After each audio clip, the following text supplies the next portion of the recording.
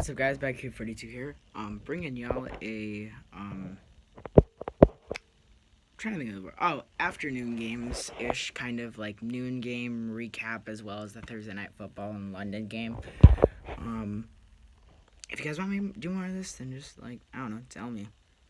But yeah, we're gonna jump right into it. So first on the agenda is 49ers barely beat the Cardinals. It was 28 to 25. I mean, I thought Arizona was tanking, but whatever. Also, Jimmy Garoppolo hit on Erin Andrews at the end of the game. He was feeling dangerous, more dangerous than Baker Mayfield in a interview. So, yeah, I mean, that it happened, I guess. Very disappointed in you, San Francisco, because your defense only got me 3 points. Thank you. Really appreciate that. Next on our list is the Jacksonville-Houston game, where Houston crushed the home team at London 26-3. The Jags, London is generally a lot more of a home field advantage than their actual stadium in Jacksonville, because they're moving to London and we all know it. What else do we got here? Hold on. Okay, we got Carolina beat Tennessee 30-20. Christian McCaffrey got 3 touchdowns and there were MVP chants the whole game. Kyle Allen showed some redemption after being blown out by the 49ers last week. I like it. But then again, it is the Titans, the most mediocre team in all of football. So, what you gonna do there? The Pittsburgh Steelers squeak past the Colts 26-24. Adam Vinatieri missed a game winner. That was weird. I mean, Mans gave Tom Brady 2 rings, so very weird to see that. Pittsburgh is 4-4, which I thought that they were 0-8 because they're garbage. So I don't know. Pretty interesting. The Eagles dominated the Bears 22-14. The score does not say it. The Bears had more first downs in the first half than they had total yards. They had a whopping 0 first downs in the first half and a whopping -2 total yards in the first half.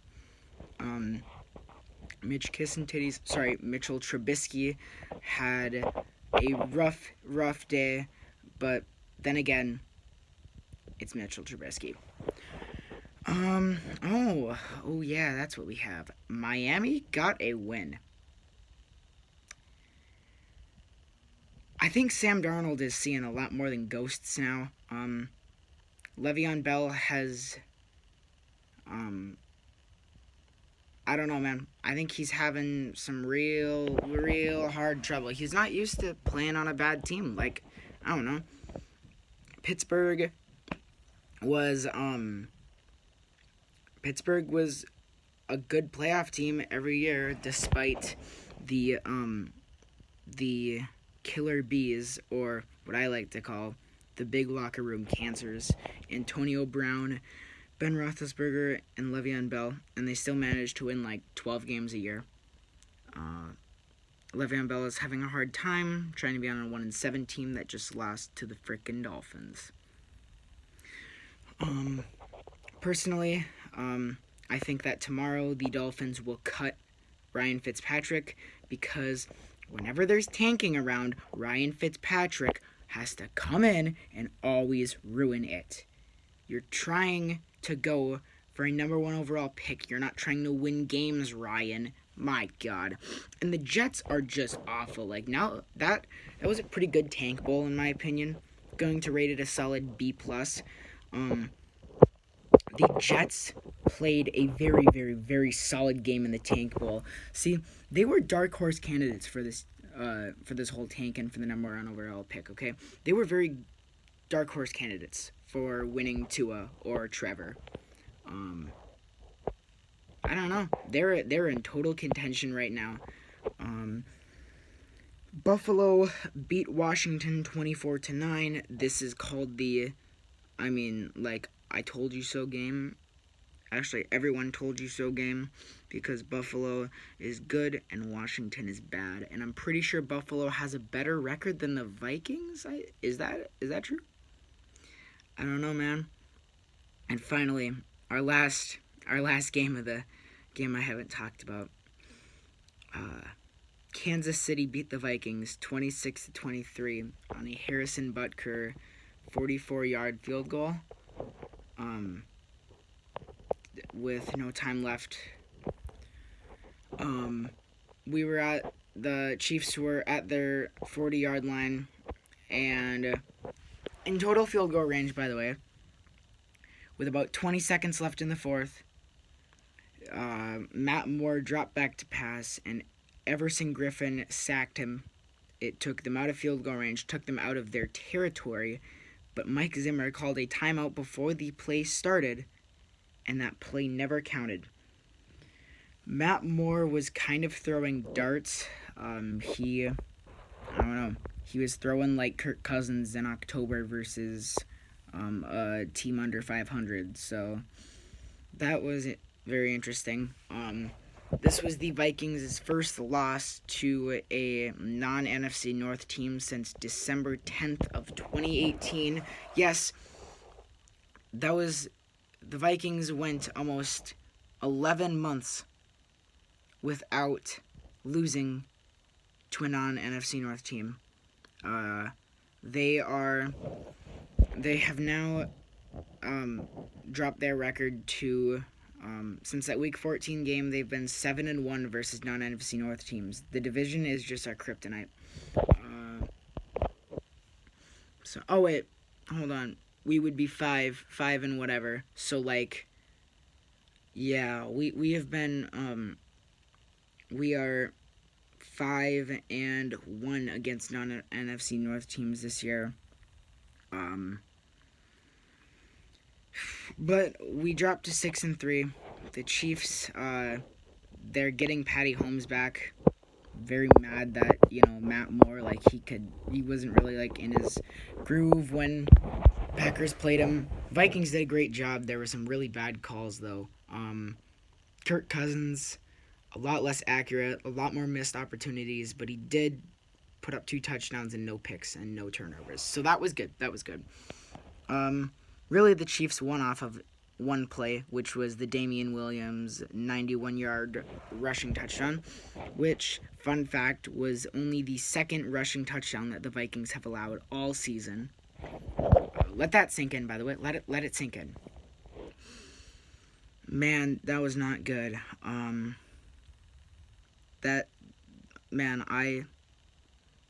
can't believe it. But we're still 6-3. We're still in it. The reason why I'm talking so bad about this is because now the Packers are gonna blow out LA. LA Chargers, my bad. Packers are gonna crush the Chargers. So they're gonna have a 2-game lead on us. We're not gonna do well in the wild card, guys. Remember what happened in our last 2 wild card? Wait. Last time we had a wild card game, it was versus the Seahawks when Blair Walsh missed it. I don't want to have that again, okay? NFC North teams cannot kick, right? Every NFC North team has had one, game where they just choke a kick. They choke kicks, my bad. Not liking it, man. Not liking it. I don't like it, Kirk. I don't like it. That was a really bad game. I'm going to go over a preview of the last of the afternoon games and the Sunday night game and the Monday night game. I don't remember the Monday night game. So the Sunday night game. Lions at Oakland. Lions are going to crush the Raiders because John Gruden looks like a Chucky doll. I want Matthew Stafford to put up some video game numbers here because I did start him over Lamar Jackson because the Patriots defense is scarier than the monsters under your bed. What other games are there? Oh, Green Bay versus the Chargers. Like I said, Green Bay is going to crush them. Aaron Rodgers is going to put up 6 touchdowns, and everyone's going to be like, oh, the Packers are good. And then we're just going to, be crying in the corner. What else? I just got... Oh, cool. Matthew Stafford just threw for a touchdown. That's nice. Thank you, Matt. Um, Pat Statford is my preferred name for him, but, can't really think of any of the other games, but... Oh, Seahawks Buccaneers. I want DK Metcalf to get 200 yards and 3 touchdowns, but the Seahawks still lose 21-28 because I have DK on my fantasy team this week. And the last game that I'm going to talk about, Ravens versus Patriots. Everyone's kind of hyping up the Ravens here. Everyone's kind of hyping up the Patriots. This is going to be the game where one of these teams is going to silence the doubters, and the other team is going to gain a lot more doubt than they already have. The Patriots are 8-0, and they've been doubted a lot because they've played the Jets twice, and then they played Miami, and then they also played Washington, and they have also played Cleveland. So, the Patriots have had the easiest schedule in the NFL so far.